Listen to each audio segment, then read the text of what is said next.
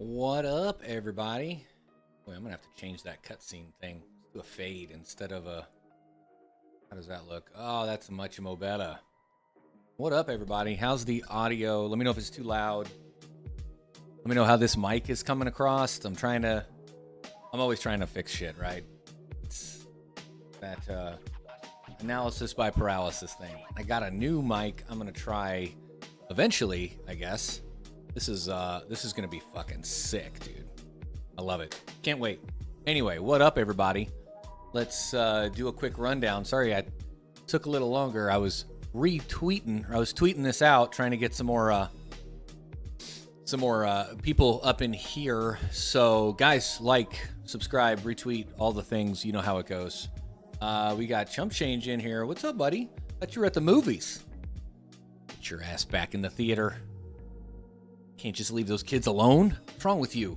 Scott Sheffield, what's up, buddy? All set. Chris Hanley, Cook 4015, howdy. Mining of the North, Shea Mining, yes, we live. Steven Cicero, Iguanabite, Jean-Francois, Nasidi, Keegan, Enema? No, Adventures, Kaya, I can't read that. Sorry, dude. And yo, garbage AirPods in though. Awesome. Little low audio. This is low. Might be able to turn that up a little bit. Where's my? There's the Go XLR. Yeah, let me bring that up a bit. Maybe it's the other desktop audio that's a little too high. I'll bring that. Oh, that's good. That's good right there. Anyway. Let me know how it all sounds, guys. What is going on this Sunday afternoon now? It's 12:03, so that's afternoon. These crypto markets are going pretty bonkers right now, which is a good thing to see. About time we all make some money.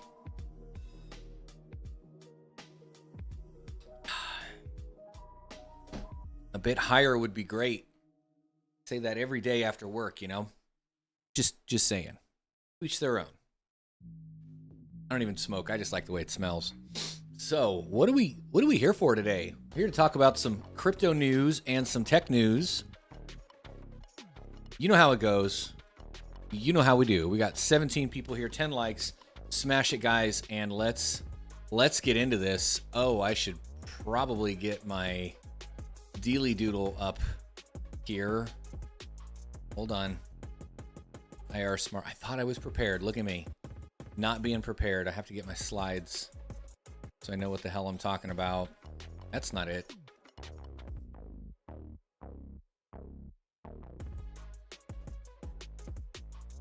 Okay. We got a happening.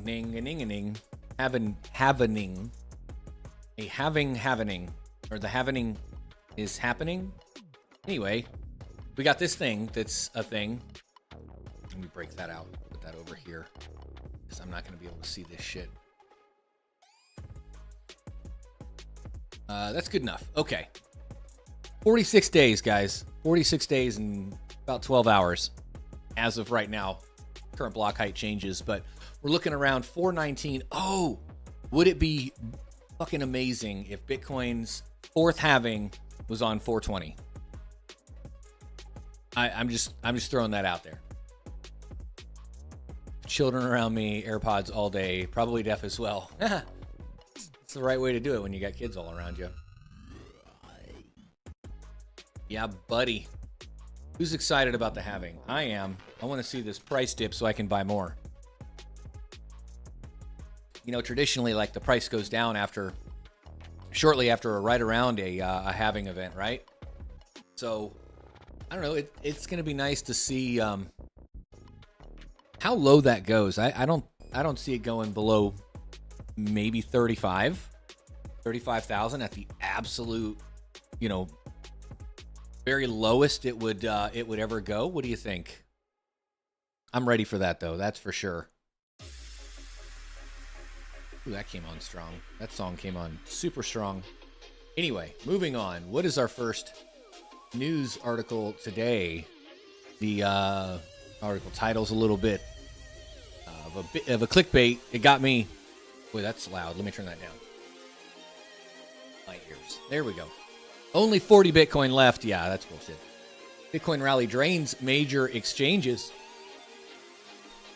It's been an incredible ride, surging 21% in just the last week, flirting with the impressive $64,000 mark.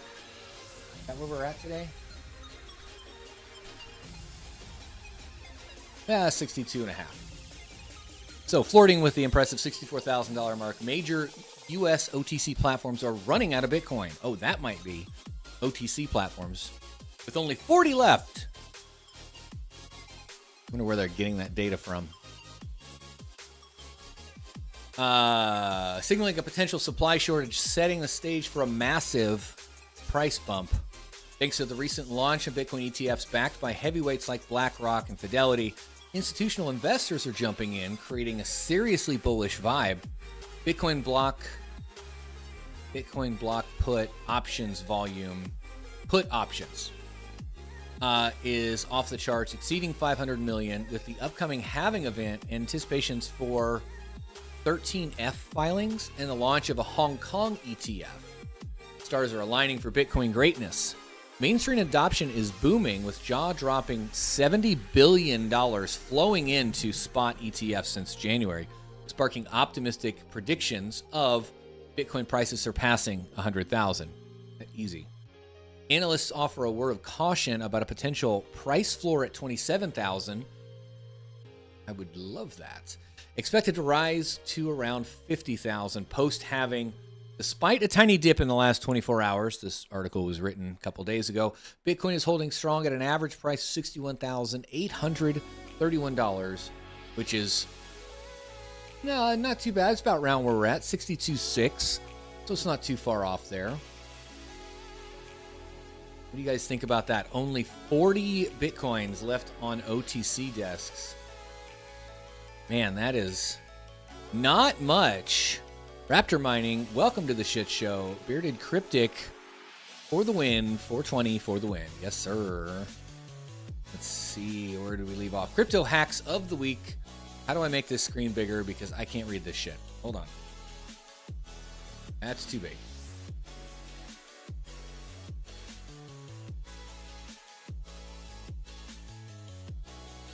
Okay, that works.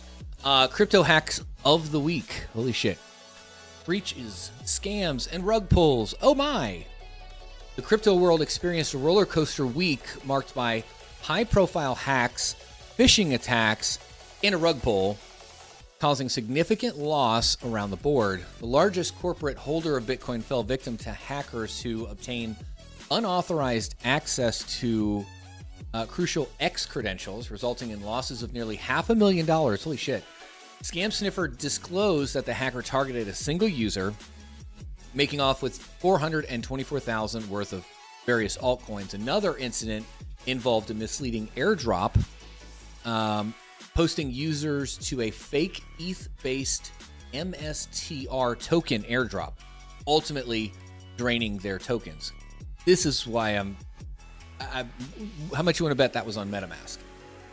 The Serenity Shield token, once lauded as a crypto legacy solution, plummeted by almost 99% in value after 6.9 million tokens were reportedly siphoned off. Meanwhile, Seneca's chamber contracts and Alio's KYC mishap exposed vulnerabilities, resulting in the theft of $6.4 million. Wow, that's a fucking lot. And the accidental release of private identification documents, so PII. In a surprising turn, Grayscale's official website fell victim to an attack by the anti-capitalist hacker group, Capital Killer. To cap off the week, Shido Network executed a rug pull on the ETH blockchain, withdrawing a substantial amount of tokens and dumping them for 692 ETH, equivalent to $2.1 million. Holy cow. Has anybody been affected by any of this specific weekly, hack of the week? Let me know. Max Voltage is in the chat, says, good morning. Did anyone see that Flux pumped again? I did see that. You had mentioned that in, I saw that you mentioned that in Panda's live earlier today. It's at $1.14 right now. Wow, it went up again. It was like $1.07 or something when you said that earlier. Pretty freaking cool. Hell yeah. I've got my target on this. What is your guys' target on Flux to dump your bags? Well, DCA out, I guess, would be the right way to do it. To each their own. Might just dump my bags. Anyway, I'm looking at the like $6 mark. Maybe more. I could see it going up to $8-9, but I don't know if I want to hold out that long. I've got a couple of nodes worth of crypto just awaiting. Just awaiting. A Flux crypto specifically. All right. That was the same one. I just did that. Oops. Oh, geez. This freaking guy again. What are you guys saying in the chat? Oh, Crypto KJ's here. What's up, buddy? If we don't get to 25 likes, Max is going to show us Cleveland. Okay. Please, yes. Don't do that. That escalated quickly. What about 100 likes? 25? Come on. Come on, man. Sorry, I'm not as popular. Maybe this is the wrong time slot for me to go. What do you guys think? Like watching Max and Hawk and all these guys getting hundreds of views in the evenings. Maybe I should start doing that. I don't know. SBF cites autism to avoid prison. In a significant case, SBF, the CEO of now bankrupt FTX, is seeking a reduced sentence due to his autism spectrum disorder, arguing that it renders him uniquely vulnerable in prison. Of course it does. I don't think it's the autism that makes him vulnerable in prison. His lawyers contend that his condition puts him at a high risk of violence and extortion from other inmates. No, I think the fact that he fucked a lot of people out of a lot of money puts him in that position, and that's his bad. Emphasizing his difficulty in responding to social cues and unwritten rules. He faces charges related to fraud, including misappropriation of customer funds, which could result in a maximum 110-year prison sentence. This ain't county jail, guys. That's fucking prison. Supporters, including family and friends, have submitted letters highlighting his positive attitudes and vulnerabilities, while critics stress the severity of the crimes committed. As the sentencing hearing approaches on March 28th, the court's decision will impact discussions on fraud cases within the crypto industry and potentially regulatory crackdowns. Meanwhile, FTX's token FTT is still fucking trading at $1.81 with a 5% gain over the last 7 days. Good God, man. Send him to prison. Don't do the crime if you can't do the time. Can't get away with the crime. Anyway. Mr. Rich Dad, Poor Dad thanks Bitcoin for challenging the US dollar and restoring integrity to money. The author of Rich Dad, Poor Dad, Robert Kiyosaki, expressed gratitude to Bitcoin for kicking the fake US dollar's butt and bringing integrity back to money. The renowned author, known for his financial insights, has been increasingly vocal about urging investors to buy Bitcoin, predicting its price to reach $100,000 by June. Ooh, that's not that far away. He's consistently criticized fiat currencies like the US dollar, contrasts them as fake money against gold and silver, which he terms God's money, and Bitcoin, which he sees as people's money. That's a good way to put it. Following the approval of spot ETFs by the US SEC, Kiyosaki increased his Bitcoin holdings and encouraged investors to consider both Bitcoin and Bitcoin ETFs. Despite anticipating a surge for Bitcoin and silver, he believes gold prices could experience a significant crash below 1,200. Kiyosaki has been warning investors about the dangers of fiat money, emphasizing Bitcoin as a safeguard against wealth erosion caused by central banks, government policies, and Wall Street bankers. His predictions include a global economic turndown and the potential collapse of the American empire, drawing parallels to the fall of the Roman Empire. Yeah, Max says, sure, we can lessen the sentence to 70 years with no chance of parole. Yeah. I don't know. He had money in deep pockets for a while there. I'm wondering how much he's actually going to get. He might just weasel his way out with a slap on the wrist, which sucks because that's going to be setting precedents for the crypto industry going forward, is how bad he and his gang fucked up and screwed over a lot of people. If they get away with this,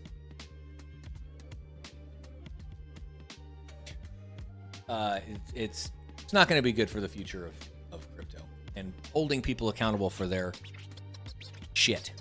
Top institutions holding maximum Bitcoins in 2024. In the Bitcoin ecosystem, significant players hold substantial amounts of crypto, influencing market dynamics. Public companies like MicroStrategies lead the pack with holding 189,150 Bitcoin, valued at $8.32 billion, followed by Tesla with 10,725 Bitcoin, Coinbase with 9,000 Bitcoin. Other noteworthy contributors include Galaxy Digital and Block Inc. holding 8,100 Bitcoin and 8,027 Bitcoin. On the private front, Mt. Gox, are they still around? Holds 200,000 Bitcoin, valued at $8.79 billion. Block One, a software company, holds 140,000 Bitcoin. Tether Holdings has 55,000 Bitcoin. And Tezos Foundation possesses 17,500 Bitcoin, while Stone Ridge Holdings Group manages 10,000 Bitcoin. And in the mining sector, Marathon Digital leads with 15,000 Bitcoin, 15,174, followed by Hut 8 with 9,129, Riot with 7,362 Bitcoin, CleanSpark has over 3,000, and Hive Digital with 1,707 Bitcoin. These holdings underscore the growing influence and integration of Bitcoin into traditional finance. That's a lot. That's a lot of fucking BTC, guys. Nowhere near the amount that's been lost over time. Think about that.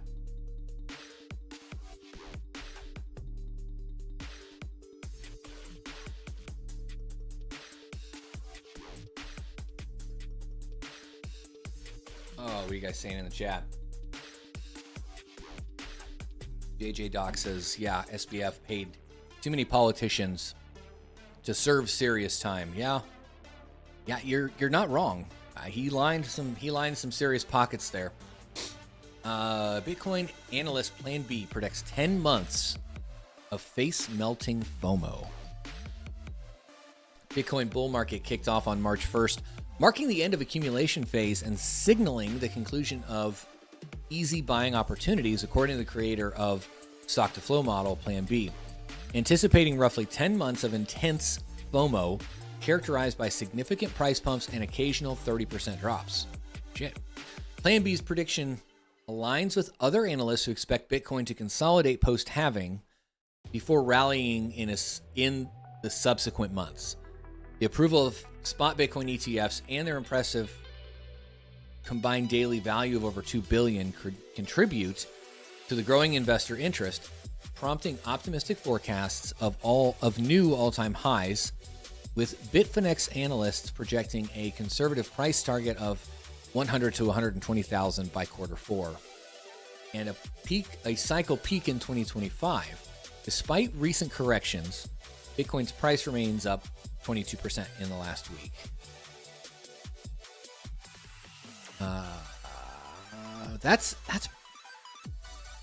I would really like to see that. That would be fantastic. I think it would help a lot of people. A lot of people that have been holding for a long time, you know, that are ready to crap or get off the pot, should we say. Not that, you know, Not that that's me or anything. I'm ready to crap or get off the pot. Litecoin times 10% in rally. Litecoin experienced a notable surge, trading $92.51, marking a 10% gain and the largest since June of 2023.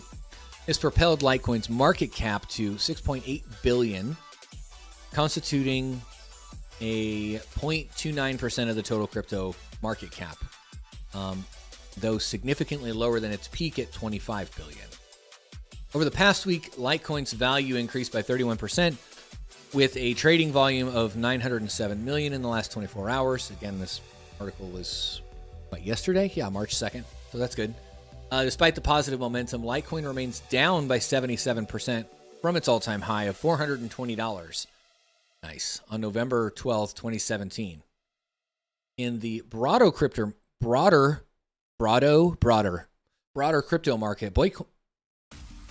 Bitcoin and ETH showed minor declines.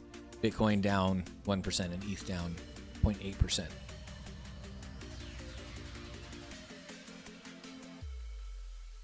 Yeah, Max is...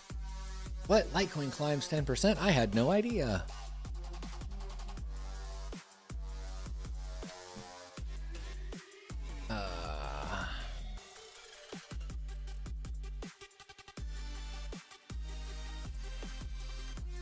Oh, man. Bitcoin mining difficulty decreases by 3% as the halving approaches in, it says 50 days, but it's like 47. Bitcoin's mining difficulty has experienced a 3% decrease. Now it's 79.35 T. Yeah, marking the second negative adjustment this year. This shift is attributed to the recent slowdown in the hash rate, which, despite a rapid increase in recent months, has slightly dipped in the last 2 weeks. Hash rate measured using a 7-day moving average currently stands at 582 exahash, just below its all-time high of 595.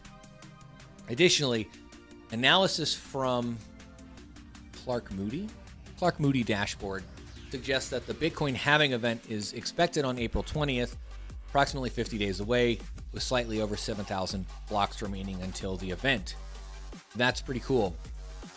I bet you I could contribute this to mining companies and mining individuals that are turning off to swap out machines for more efficient, higher yield machines in anticipation for the reward reductions.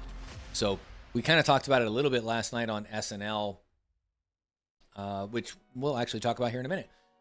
All these new machines that are being bought, like by Riot, they got to turn off the old ones. They got to retrofit and make power adjustments and all of this stuff to remove the old ones, put the new ones in, get them ramped up and running, configure everything and get it going again. So that's going to definitely contribute to some of that decrease in hash rate, but give it 2 months, 3 months, the hash rate's just going to keep going up and up and up.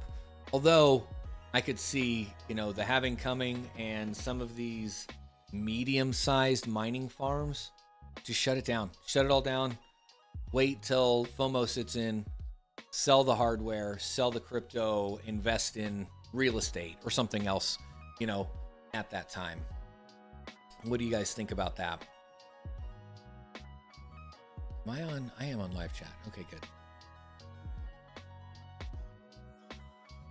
Let's see. Oh, my dog's going crazy.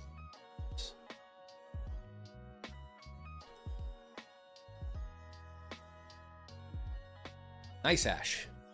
Launching Lightning payouts on Lightning Network. Can you guys hear my dogs going crazy? I hope the mic isn't picking that up.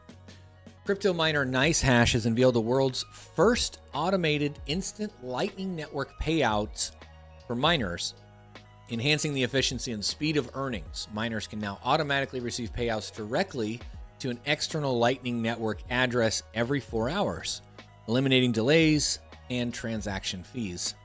The innovative system allows for flexible payout options, enabling miners to share profits with partners, friends, or family. Yeah, okay. The move towards Lightning Network technology signifies NiceHash's commitment to improving the mining ecosystem by speeding up transactions and lowering costs. With over 1,250 open channels and 180 Bitcoin capacity. Oh, wow, really? NiceHash boasts one of the world's largest Lightning Network nodes, reinforcing its leadership in crypto mining. The compatibility with Lightning address wallets and the split payment option adds further convenience for miners, offering them great control over their earnings and spending. NiceHash's pioneering efforts aim to make cryptocurrency mining more accessible and efficient worldwide. Has anybody used Lightning Network before? I don't think I ever have. It's like a different address you have to use, right? I don't know a whole lot about it. I just know it's like a side network, but on the same chain. I don't know how that works. Is it just peer-to-peer at that point, where it doesn't have to go through the same validations as the primary network? Let me know.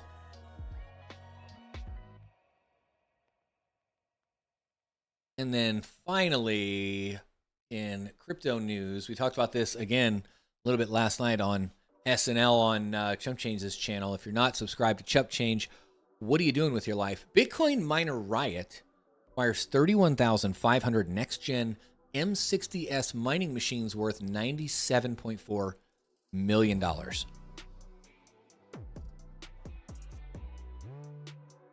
Just let that sit in for a second. 31,000 crypto miners. That's not the whole farm. That's just another batch they bought. Bitcoin mining miner Riot Platforms is set to acquire and deploy 31,000 Watts miner M60S miners valued at $97 million by the end of July. Out of this total, around 14.5 next-gen miners will be deployed at the Rockdale facility, while the remaining 17,000 will replace underperforming miners at the same location.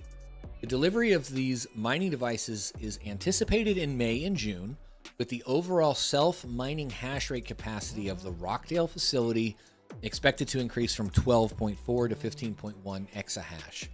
Riot Platform's CEO emphasizes that replacing underperforming miners with the more efficient M60S model will enhance operating uptime and energy efficiency. This move reaffirms Riot's commitment to cost-effective Bitcoin mining and strengthens its industry-leading fleet. The acquisition aligns with Riot's goals to build a mining fleet of over 100 exahash in the coming years. Holy shit. The acquired M60S miners boast an efficiency rating of 18.5 joules per terahash and produces approximately 186 terahash per machine, marking the largest milestone in Riot's ambitious mining journey. Integra Guy, what's up, buddy? Your voice is so soothing while I try and replace this bathroom sink. You're welcome. All right, now is the time to switch over to tech news. So if you guys are interested in that, stick around, hit that like button, subscribe if you're not, share and tweet and retweets all the X-twats and tweets out there. China's new AI supermind deepens challenge to the U.S.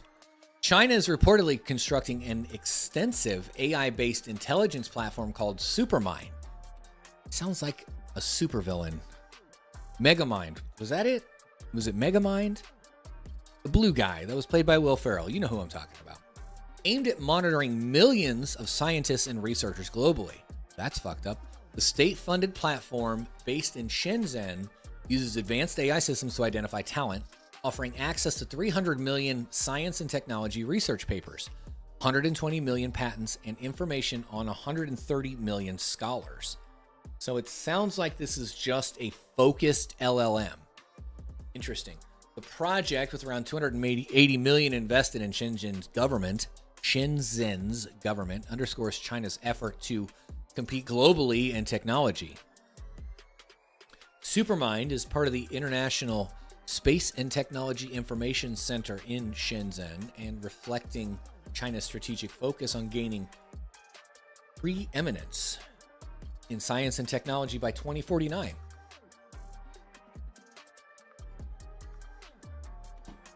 The platform's primary goal is to identify and utilize breakthrough technologies for industrial and military purposes. Of course. Arm's going to fall off. It leverages AI to mine leading global science and technology databases and is part of China's broader strategy to become a technological powerhouse. Boy, this thing is like really reiterating itself. The project has significant implications for the international balance of power, as winning the race for transformative technologies becomes crucial in shaping geopolitical dynamics. Well, you know, oh, the fuck is that? What are you gonna do, right? What are you gonna do? China is gonna do what China is gonna do.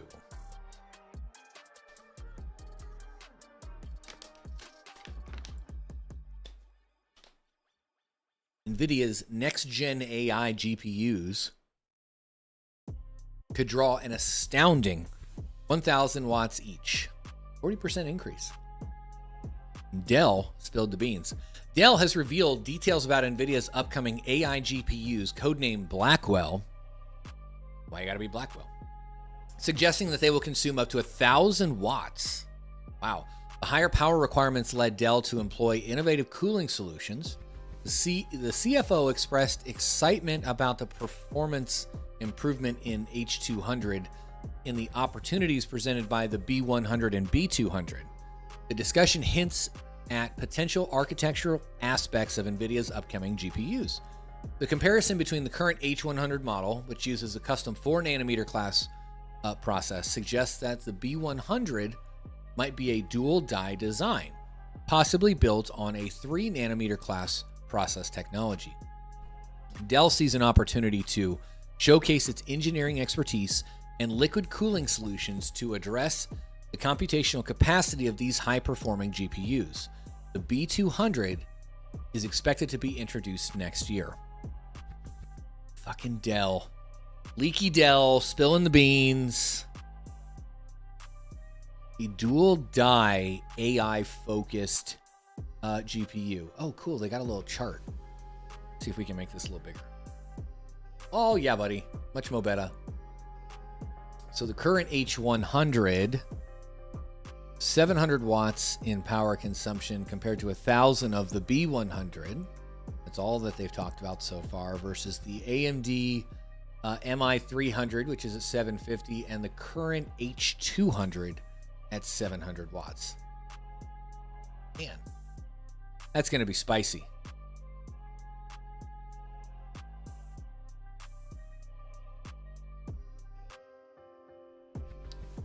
A government watchdog hacked a U.S.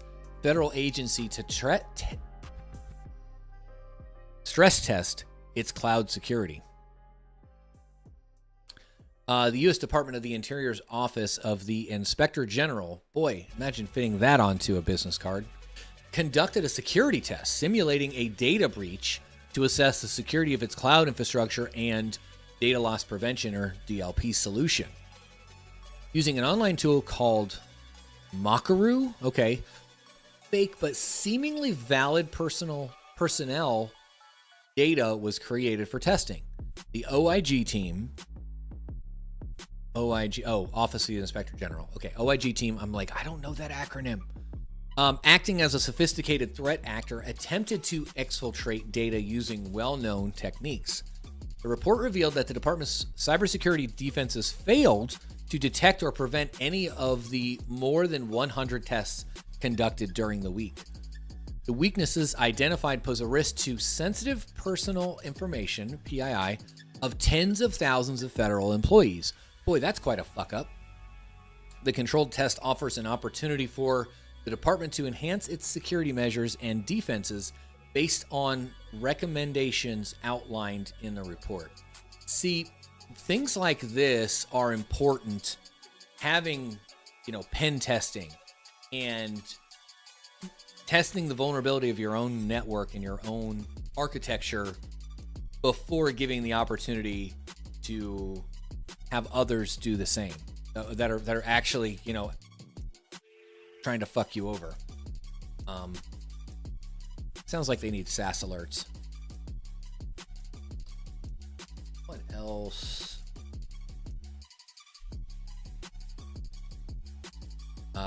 Zero Trust. One of my favorites. No, we're not watching you. What is this nonsense? Zoomed in. How to avoid the Achilles heel of Zero Trust security. Zero Trust security, a business imperative, assumes no implicit trust for any user or asset. So essentially, Zero Trust is like trust nothing, verify everything, right?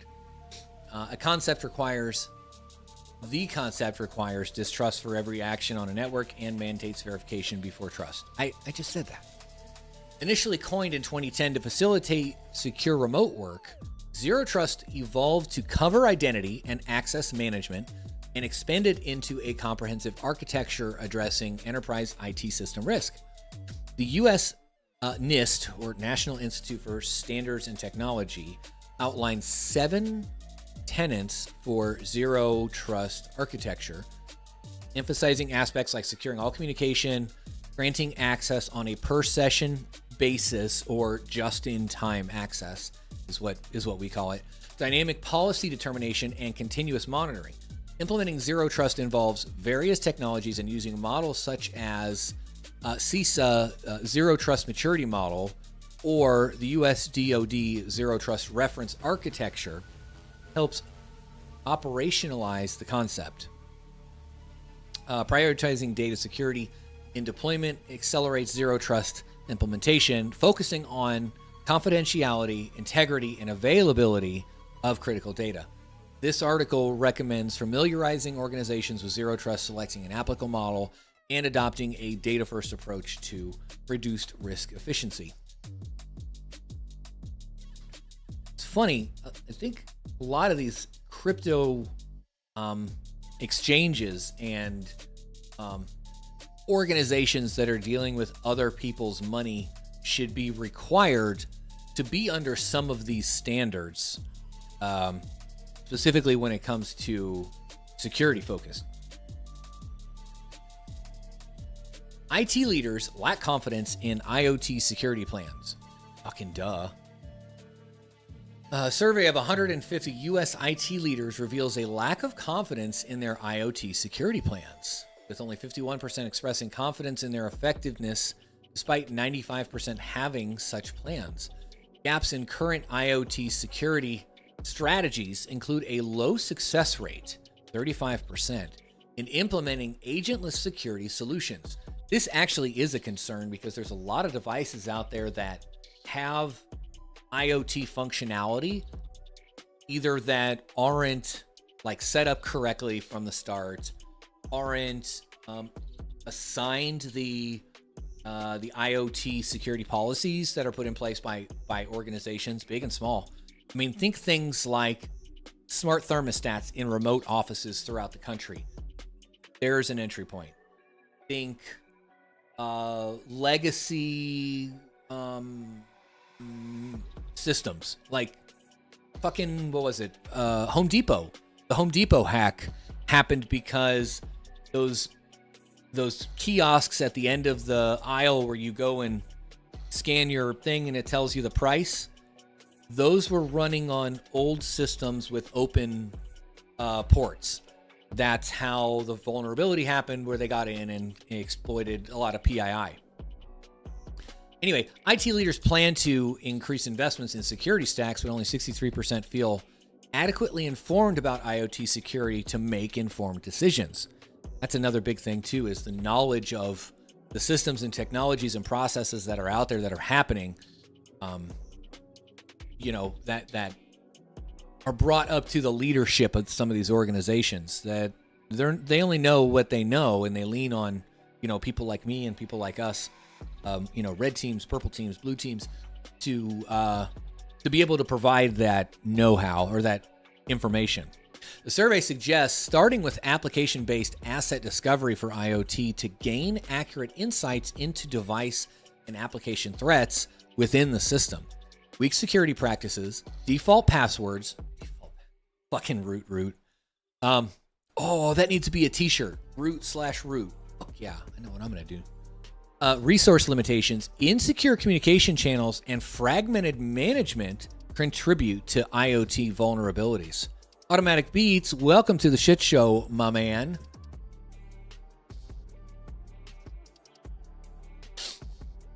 What's next? Oh, this is a good one. First off, what do you guys think about IoT security? I don't know how many of you guys here are in the IT world, but anyway. Nutanix CEO doesn't expect a rush of VMware refugees, maybe for years. Before we even get into this article, Acropolis, which is Nutanix hypervisor, definitely has a learning curve. So I think that's going to be part of it. Also, ultimately, it pairs with HCI or hyper-converged infrastructure a lot better than like your traditional server SAN workload or even just, server stack workload. It really sucks. Broadcom's going to run VMware into the ground, that's for sure. So, Nutanix CEO stated that the company doesn't anticipate a rush of VMware users to adopt its platform, as many signed long-term deals with VMware before Broadcom's acquisition. Nutanix expects the opportunity to build gradually, particularly as smaller VMware customers consider alternatives by observing Broadcom's approach. Is that his name? Ramaswamy? Foresees potential interest from VMware users with 3-tier environments that include dedicated storage arrays, SANs, reaching end of life before server replacements, making them open to discussions about converged and hybrid cloud storage. Again, HCI. That's what Nutanix is. That's their sweet spot. Meanwhile, AWS opened a preview of Citrix DAS, or Desktop as a Service, on its managed workspaces core service, complicating Nutanix's traditional stronghold in desktop virtualization. Nutanix often employs a land and expand strategy. Starting with storage could be a way to convert VMware users over time. Man, am I losing you guys? See people dropping off here. We stop talking about Bitcoin, start talking about technology, and everybody runs for the hills. Well, guess what? Tough shit, because I'm not just a crypto channel. Guide to migrating from VMware. Why and how to move to an alternative platform. So this article discusses, by the way, I don't have them in there now. I didn't get a chance to put it all in there, but after this, I'll go in and load up the description of this video with links to all of these. So if you're interested in any of this, by the time you're watching this, if you're not watching it live, links will be in the description, I hope. The article discusses the process of migrating away from VMware to alternative platforms for deploying virtual machines, the growing availability of alternatives, and concerns about VMware's future, particularly after Broadcom's acquisition, burning it to the ground, prompt organizations to explore migration options. The reasons for migrating include potential cost effectiveness, scalability, and uncertainties about product management strategies. The article outlines 3 main categories of VMware alternatives. So there's cloud-based VM hosting like Azure, Amazon, Google's one, AliExpress or Alibaba, whatever they are, depending on where in the world you are. I don't know if you can buy Alibaba from the US. Anyway, open source virtualization technologies, that's the so in the article, they cite KVM, Zen, and VirtualBox all in the same like Sentence, all in the same group of open source virtualization. Sure, they're open source, but they're not the same. I mean, KVM and Zen are a layer 1 or a level 1 hypervisor where it's bare metal and you're allocating resources from there. VirtualBox is kind of like Hyper-V, where you've got your primary OS, in these cases would be Windows, like Windows Server or even Windows 10. And then you've got a layer 2 hypervisor on top of that, the virtual boxes. Even VMware. VMware has a virtual player, or VMware player, I think they call it, where it's just like VirtualBox, where you can kind of slice out and divvy the physical resources, but it's still living on an existing operating system. And I continue on proprietary on-prem virtualization, or Hyper-V. Essential steps for migrating include backing up VMware VMs, setting up the replacement environment, moving VM images and data, converting disk images if needed, which is a pain in the ass, by the way, most of the time, creating new VMs, configuring environment settings, redirecting traffic, and finally, shutting down VMware. Boy, that sounds good. Shutting down VMware. For good. Coming this summer. Let me back up a little bit and re-stress this very first sentence that says, essential steps for migrating include backing up VMs. Why does this have to be expressed? But yes, anyway. Additional factors such as running VMware on a public cloud, utilizing migration tools, replacing infrastructure, and considering containers as an alternative are also discussed. That's a really good point too. A lot of this can kind of get offloaded to a serverless environment, like infrastructure as a service to platform as a service. So instead of you manage, I don't know, hold on, I need another monitor. I'm gonna have to put another monitor up here. This just ain't working for me. Okay, so we've got, oh geez, I'm fucking all kinds of shit up now. Hold on, sorry guys. So we've got infrastructure as a service. Think Azure, AWS, where you build the VM, you manage everything OS level and beyond, right? So AWS and Amazon and Google, they're managing physical level, physical layer. You're managing OS layer and above. Infrastructure as a service. Platform as a service is like SQL, you know? So you will have access to kind of like app as a service, right? Where it's not necessarily software as a service. So SaaS is going to be things like Office 365 subscriptions, right? I think moving a lot away from that IaaS to a PaaS solution is going to be a big push going forward. A lot of companies aren't going to want to manage patching, updates, security level, networking, and VNet compliances and shit like that. They just want to get in and put their line of business app in place and run it as like an app as a service. And that's what platform as a service is going to be for. Anyway, moving on. I lost my place. It's a good song. Thank you, DJ Minds, by the way, for hooking me up with a playlist that hopefully, please God, hopefully isn't going to demonetize me here. Because the last several streams, I think 8 out of 9 of the last streams have been demonetized because of music. Fucking stupid shit. What are you guys saying in the chat? On VMware Talk, more Proxmox. How to soon? Trying to max out my R720 XD. Ooh, nice. Proxmox how-tos. Maybe. Maybe. I don't know. Kind of set on Proxmox at the moment. I do want to do some more network videos. I mean, I'm gonna drop it again if I grab it, but I've got some hardware here that I need to do videos on that I fucking have it. Anyway, a nuclear option. How to satisfy artificial intelligence ravenous appetite for power.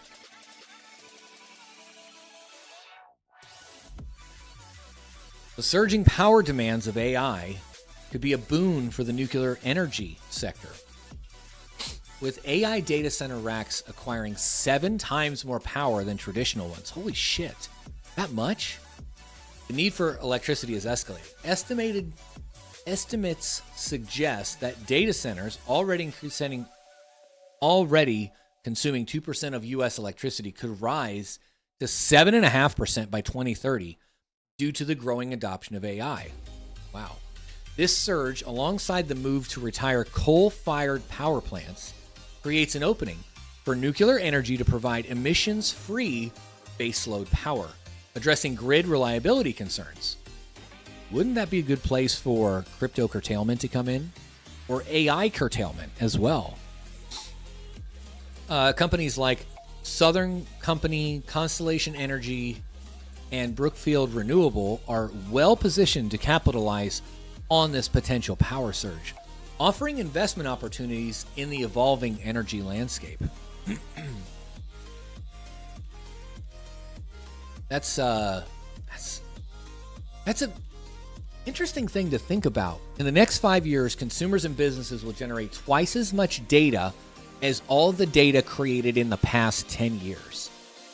So in the next 5 years, what did it say?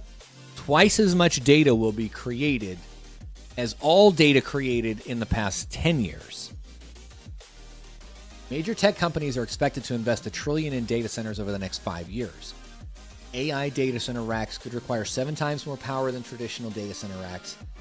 Global co-location for data centers will grow at 15% over the next 5 years. No shit. Global colo for data centers will grow at 15% over the next 5 years. Hawk, hit me up. Let's have a conversation about colo in data center space. Just putting that out there, buddy. AI resources prove essential in current business environment. Staying informed on the latest developments in AI is crucial for businesses in today's fast-paced environment. AI technologies contribute significantly to operational automation, decision-making, and customer support, enhancing productivity and profitability. Platforms like AI Non-Techies, AI for Non-Techies, a newsletter with 22,000 subscribers. Boy, I'm going to get on that newsletter. Simplify complex AI concepts for easy understanding. MarketingPros.ai focuses on practical AI tools for marketing and sales, while Mindstream offers a daily newsletter on the latest AI news. Interesting. Prompt Entrepreneur provides clear guidance on real-world AI applications, making it a valuable resource. And then it goes on and cites other newsletters in here. So again, I'll leave links to all these down in the video description. I think I'm gonna have to get on the train there. That'll be interesting to see, because we could utilize that, or I could utilize that to kind of explain AI use cases to customers. That'd be cool. Max Filter says sarcasm. Oh wait, we need to stop AI as it will ruin the environment. Yeah, not when it lines people's pockets and makes things easier. And you can make videos from words.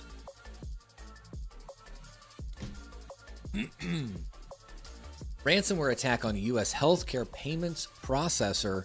Most serious incident of its kind. Have you guys heard about this? This has been going on for about a week now. The recent ransomware attack on Change Healthcare, the largest healthcare payment processor in the U.S., is described by the American Hospital Association CEO as the most serious incident of its kind against a U.S. healthcare organization. Change Healthcare, owned by United Health, provides a widely used program for managing customer payments and insurance claims. The attack has prompted the company to take most of its systems offline to prevent further damage. Ouch. The outage has particularly affected small and mid-sized healthcare providers, preventing electronic prescription billing and delayed insurance reimbursements. Change Healthcare processes 15 billion healthcare transactions annually, impacting a third of all American patient records. While the company has implemented a workaround for its electronic prescription service, the effects of the attack continue to be felt through the healthcare system. United Health Group discovered the attack on February 21st. Cybercriminals deploying the ALF-V ransomware, believed to be created by Russian-speaking hackers. The FBI, Department of Health and Human Services, and Cybersecurity and Infrastructure Security Agency are assisting in the investigation. This is a pretty big one, guys. This one impacted a lot of end users, and that's really a good way to judge impact on these kind of things. Intel previews Sierra Forest Xeon CPUs with up to 288 cores. Holy fucking shit. Intel has shared specs for its upcoming Sierra Forest Xeon processors, which are set to launch later this year. The chips will feature processors with up to 288 E-cores on a single chip, emphasizing energy efficiency and suitability for 5G core workloads. Intel also unveiled the Granite Rapids D Xeon processors scheduled for a 2025 launch, targeting virtual radio access networks, or VRANs, AI, and edge computing applications. The company mentioned features like Intel AVX for VRAN and integrated Intel VRAN boost acceleration for the Granite Rapids D family. Intel is sampling silicon from the new generation for this new generation, and partners like Samsung and Ericsson are involved in manufacturing. Okay. Additionally, Intel is deploying VRAN AI dev kits to select partners, including AT&T, SK Telecom, and Vodafone, to aid in building and training AI models for VRAN applications. Interesting. 288 E-cores. That's a lot of multitasking.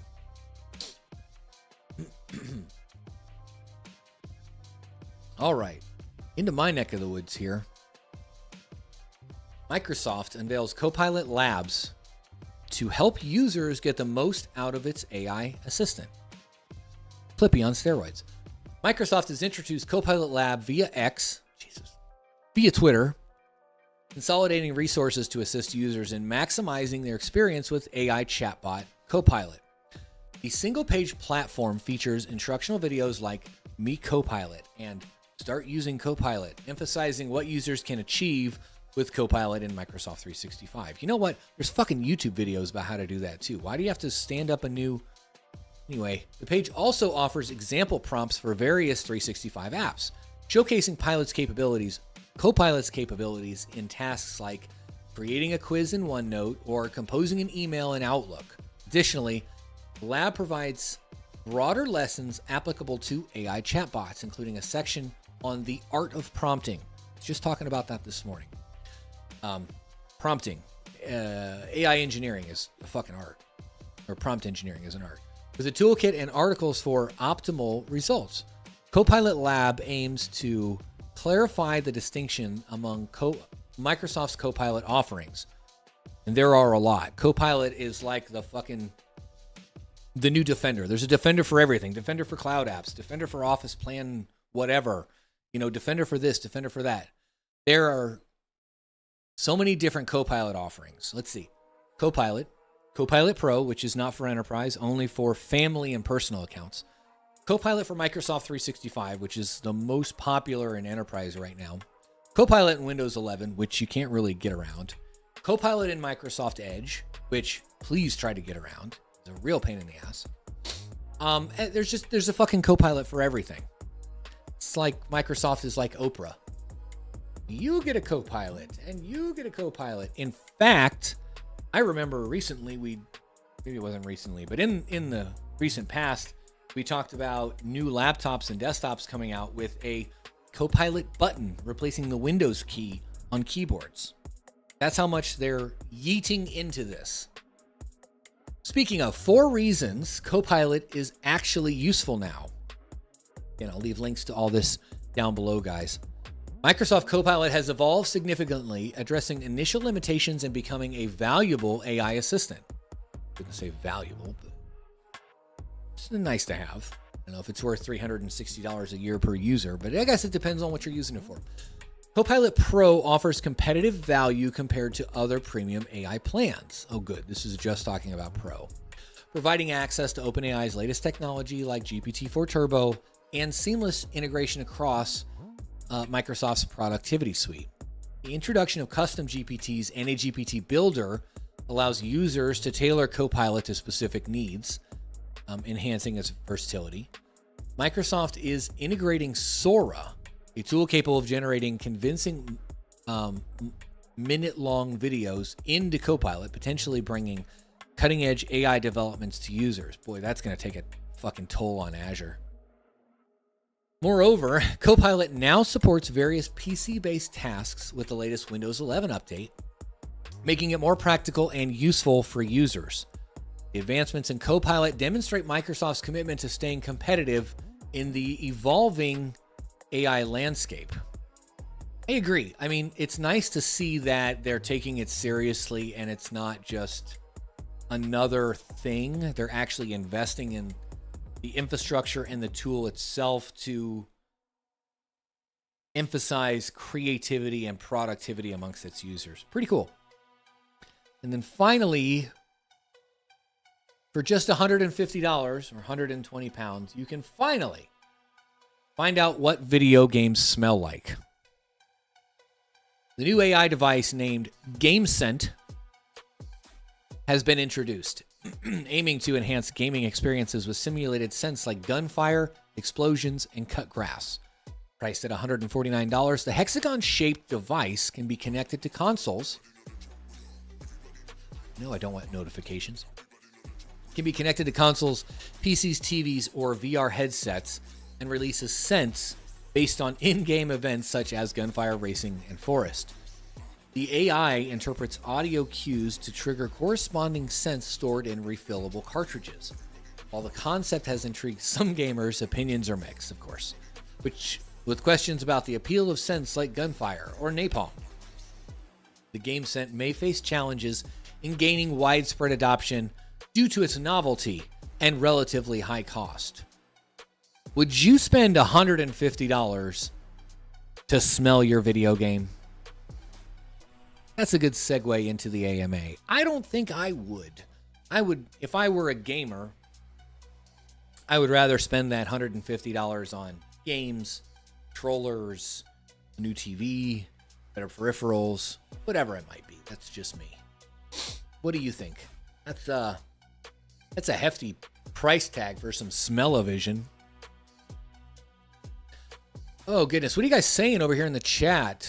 Sounds like a twist of Moore's Law. Data is going to go crazy. Yeah. No, you're right there. Hell to the no. Yeah, I don't think that's worth $150. Yes, ESXi was good back in the day. Sorry to see the change rip. It's funny. Recently, working on a scope of work for customer environment for a project, I was looking into adding ESXi 8, which was the newest, latest, greatest, onto a server pre-built on Dell's Premiere page, and it's fucking gone. It's fucking gone. You can add 7.0 U2 or U3. Yeah. It's gone. You can't add it. Like, let's see here. Can we download the ESXi installer?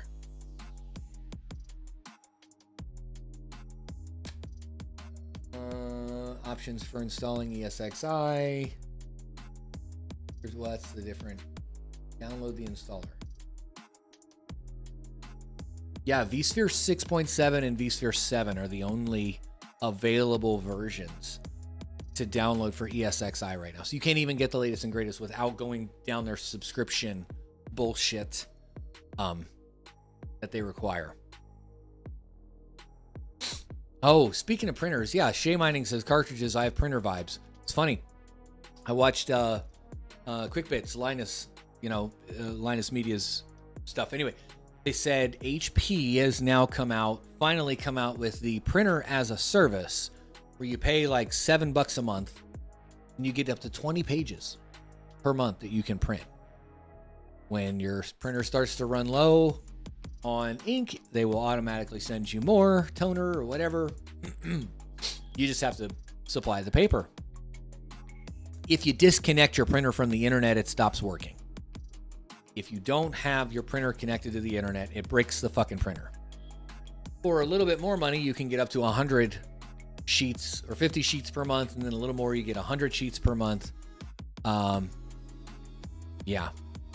Chuck Danger says, maybe if I was playing Leisure Suit Larry, I wouldn't want smell-o-vision on that either. That was a good game, though. That was a good game.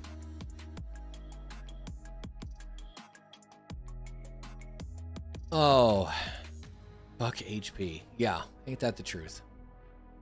It may be $150 starter, but you will probably be roped in a subscription to keep the smells topped up. Yeah, Crypto KJ, exactly.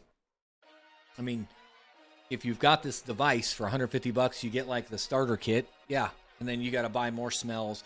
And then when you buy a new game, you have to buy the specific smells for that game. And I can see driver errors, or, what if you get hacked and it starts shooting out fart smells at 2 a.m? Yeah. What are you going to do then? You're going to suck it up buttercup because you can't really get rid of it. I mean, I guess a fan would thwart that attack. Oh, man.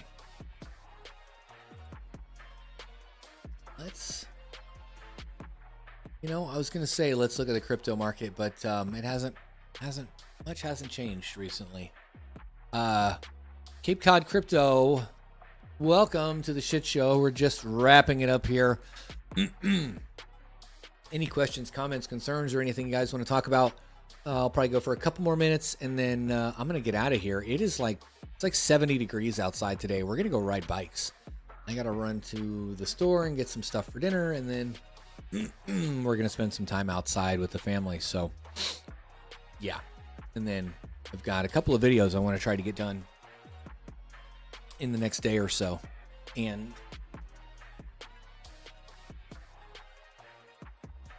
hint,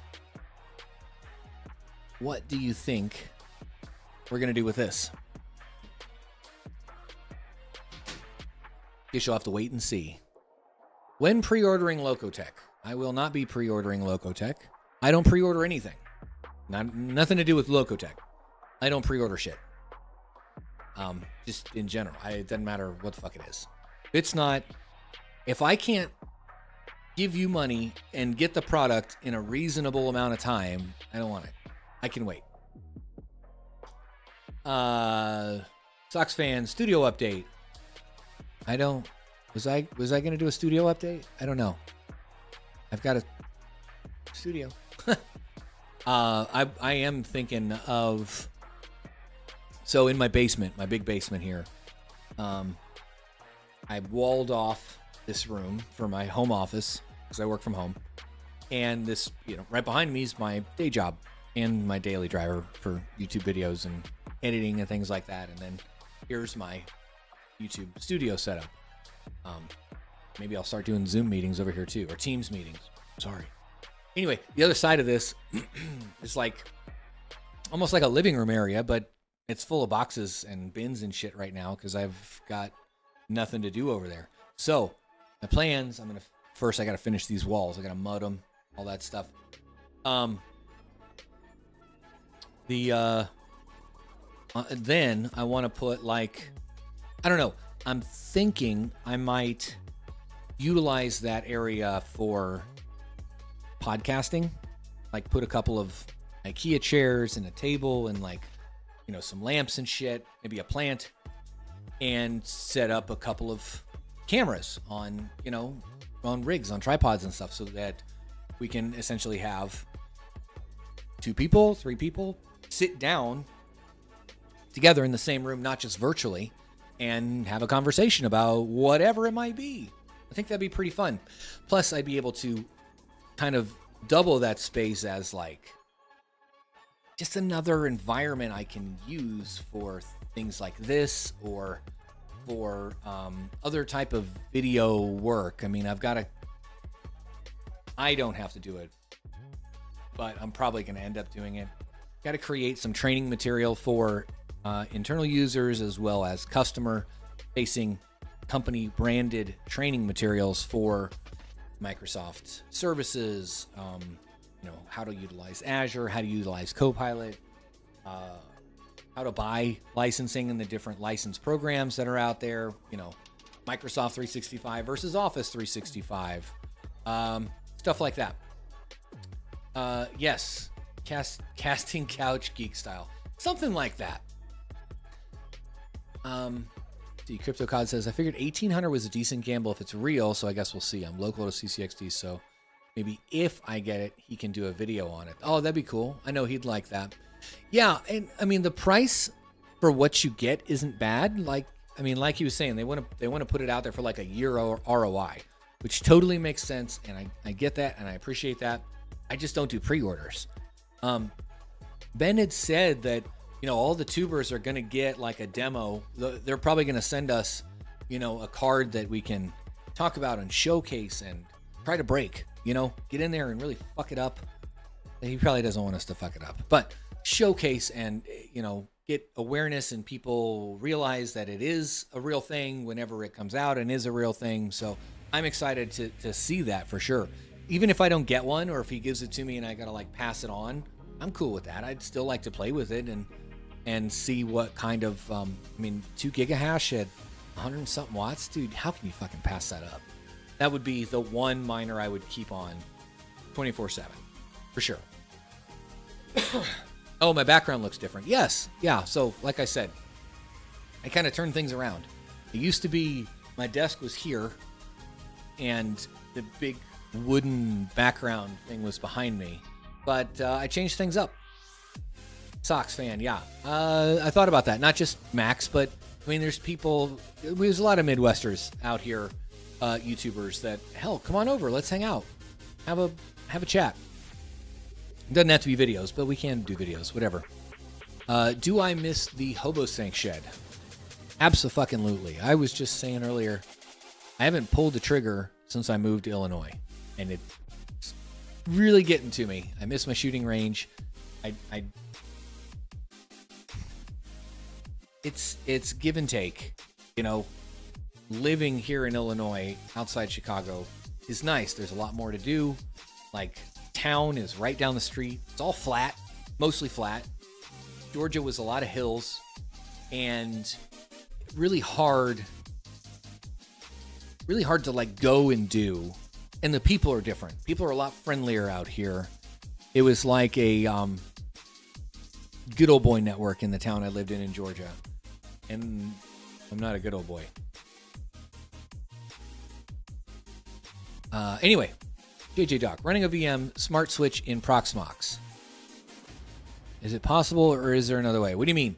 Smart switch VM. I mean, a VM is a VM is a VM. If you could run it as an LXC or like a Linux container native in Proxmox, so you don't need to run a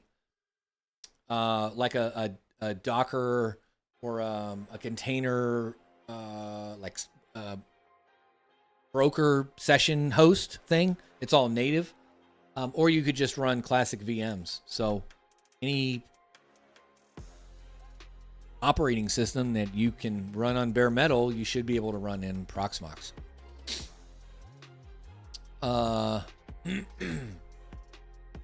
Listen to hours of your commentary makes me laugh every stream. Thank you. Appreciate that. I try to be entertaining. Not sure if you mentioned it, but weren't you on the job hunt again? How's that going? Yes and no. So some things happened at work. I mean, I've always got my ear, to the street. If there's opportunities, I'll take it. I'm not looking as hard as I was. I'll put it that way. They took care of me pretty well so far working on a couple of other things and changes that need done in the environment that affect me. But either way, why are you hiring? Do you know somebody? Hit me up. Locotech is Ice River right now. No. Ice River is falling apart. Locotech is coming together. So, but I get what you're saying, where, this time last year or, several months ago or whatever. Boy, has it really been that long? Nobody knew Ice River. Nobody trusted it until, Panda got one and we were able to actually validate things. Same thing. I mean, Locotech is a new-ish company that hasn't produced a product in production.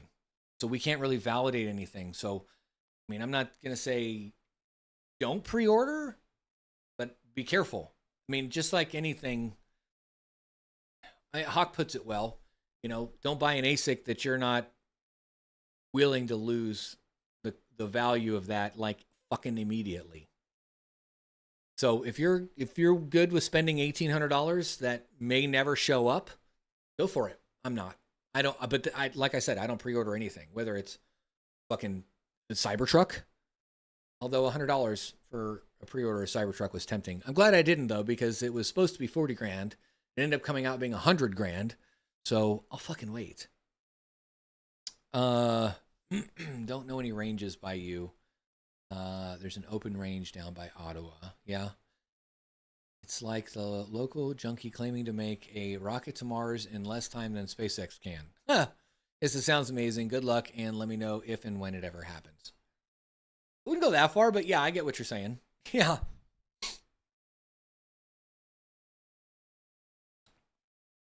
Sox fan, yes. Good luck out there, man. The job market is insane right now. They just did huge layoffs at Cisco. They did layoffs at, what was that other one? I just saw it the other day. There's another big layoff recently where they laid off like 200 people. They did the riff at Cisco. Fucking VMware acquisition. There's a riff coming there.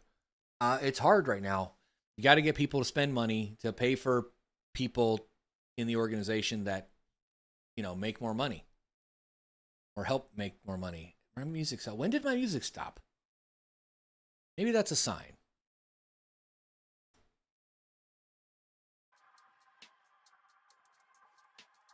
Yeah, good luck out there, Sox fan, for sure, man. I really hope you find something that you enjoy, that you're good at, that's prosperous. It makes you a lot of money, for sure. All right, well, I've been going for, I don't fucking know how long. How long have I been going, guys? Fucking hour and a half? I don't even know. I don't even know. Long time. Hour and 20-ish minutes. Oh.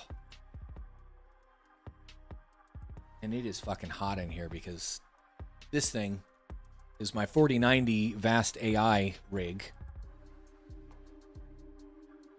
And it's funny, when I had it listed at like, what did I have it at? 31 cents or 32 cents? It was fucking balls out. I mean, I've got a power meter on it, so it was going 500-600 watts constant. It was always on full blast. The listing expired. I relisted it at 36 cents or 37 cents, so jacked the price up a little bit. It's stayed rented ever since, but it's not consistently used. So we're, averaging it like 300 to 400 watts instead of 500 to 600 watts. Weird how that happens. Anyway, it's burning hot in here. I'm going to go and get ready for a bike ride. So thank you all for stopping by. Like, subscribe, share, comment, all the fun stuff. And I will see you around. Peace.